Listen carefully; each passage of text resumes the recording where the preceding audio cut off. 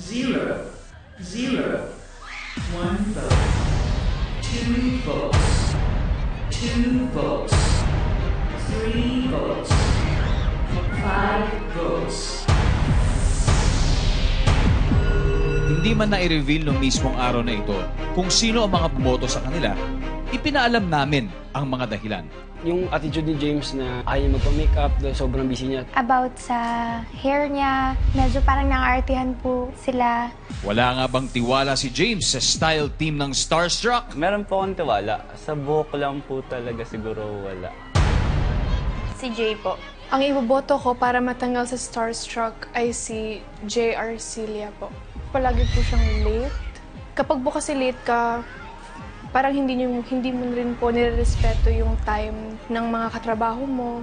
I think yung ginawa po namin na eksena, siya po yung weakest. Pero sina James at Jay may ibang target. Avery Paraiso. Avery po. For me, hindi naman niya kailangan yung prize dito kasi unang-una sa lahat, alam naman natin na mayaman na siya. Sa person po na nagsabi na mayaman ako tapos hindi ko kailangan to, hindi naman pera yung pinag-uusapan dito, career. Sina Migo at Ellison naman, tinutukan ang isa't isa. Migo Adister, Ellison Di Diyos. It's more like a threat. He's a threat for me. I feel like there's still something between us and definitely there's something I want to fix. Hindi po yun totoo. Yung selos-selos, yung chismis namin ni Migo. Pero ang Kolera minus Ira, nagkaisa. Si Ellison po. Ellison po. Pati na rin ang boys na malapit kina Corinne at Clea. I see Ellison the Diyos. Ellison, parang mas focus siya sa love life niya kay Ira. Hindi naman talaga ako nagfo-focus ni Ira. Nagfo-focus talaga ako sa Starstruck. Hindi naman ako nandito para kasi gusto ko talaga si Ira po.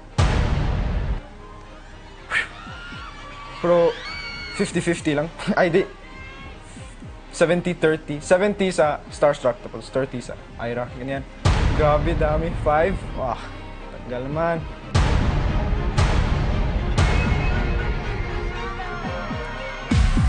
Katabi ko ngayon ang nakakuha ng pinakamaraming boto mula sa Survivor Vote-Out Session, si Ellison De Dios.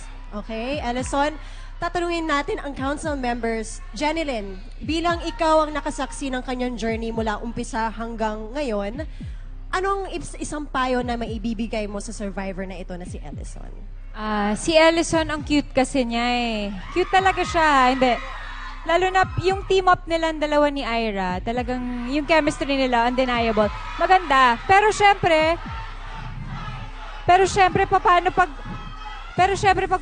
wala na si Ira, pag ikaw na lang mag-isa, 'di ba? Pag hindi kayo magkasama, hindi pwedeng puro pa-cute lang. Kailangan, 'di ba? Sorry, pero dapat meron tayong kailangan pa rin nating lumaban ng mag-isa, 'di ba? Kailangan nating ayusin kung ano yung mga dapat nating ayusin. Hindi yung 50-50 ba? 70-30. Good luck sa'yo, Ellison. And sa tingin ko, dapat magstay pa rin si Ellison para sa akin. Kasi mas maraming, para sa akin, mas maraming dapat na nasa pwesto ni Ellison ngayon. Alright, thank you, Jenilyn. At dahil ikaw, Ellison, na nakakuha ng pinakamaraming boto sa vote-out session, base sa ating rules, ikaw ay automatic na kabilang sa bottom group this week. Now, please move to the bottom group side.